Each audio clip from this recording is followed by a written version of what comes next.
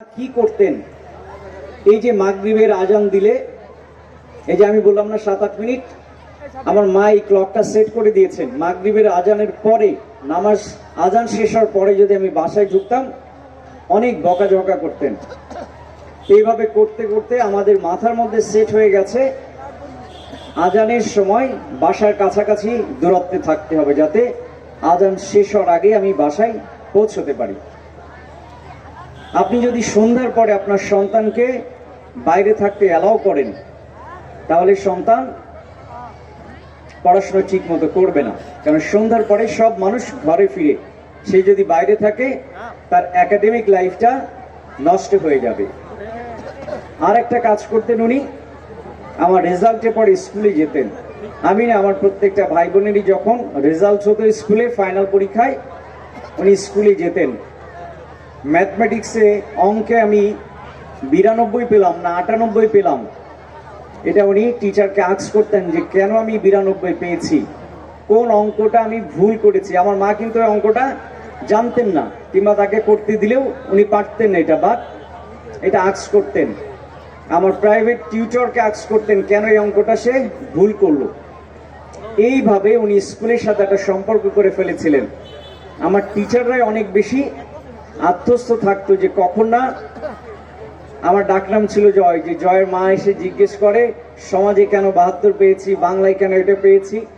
তো এই যে মা স্কুলে যেতেন, স্কুলের সাথে তার একটা ভালো সম্পর্ক তৈরি হয়েছিল, তিনি সন্তানদের খোঁজ খবর নিতেন। আর একটা কাজ উনি করেছিলেন, সেটি হচ্ছে স্বপ্ন দেখানো। উনি অসুস্থ থাকতেন বেশিরভাগ সময়, ওনার অ্যাসিডিটি সমস্যা ছিল, আলসার রিলেটেড সমস্যা ছিল। উনি ভাবতেন কিংবা বিশ্বাস করতেন এবং আমাদেরকে বলতেন যে আমাদের এই 5 ভাই বোনের মধ্যে আমরা প্রত্যেকেই কিংবা যে কোনো একজন ডক্টর হব, তাকে ডক্টর হওয়ার পরে তাকে চিকিৎসা করব, তাকে সেবা দিব। তা আমরা কেউই ডক্টর আসলে হতে পারিনি, কারণ এই যে অসুস্থতা, হসপিটাল, এগুলো দেখতে দেখতে আমাদের মধ্যে হসপিটাল ফোবিয়া তৈরি হয়েছে, যে হসপিটাল দেখলেই, অসুস্থ মানুষ দেখলে আমাদের মায়ের কথা মনে পড়ে। তো পরবর্তীতে উনি সুইচ করলেন যে এলাকায় ইউনো ম্যাজিস্ট্রেট যখন আসে তখন সে অনেক কাজ করে, বিশেষ করে এলাকায় শীতের সময় কম্বল দিত, কিংবা অসুস্থ মানুষদেরকে হুইল চেয়ার দিত, খাবার দিত। এগুলো দেখে আমার মা আমাকে বলতেন বিশেষ করে যে আমাকে ম্যাজিস্ট্রেট বানাবে, আমাকে এবং আমার ছোটটাকে। তো এই যে মাথার মধ্যে ম্যাজিস্ট্রেট হতে হবে, একটা সেট হয়ে গেছে।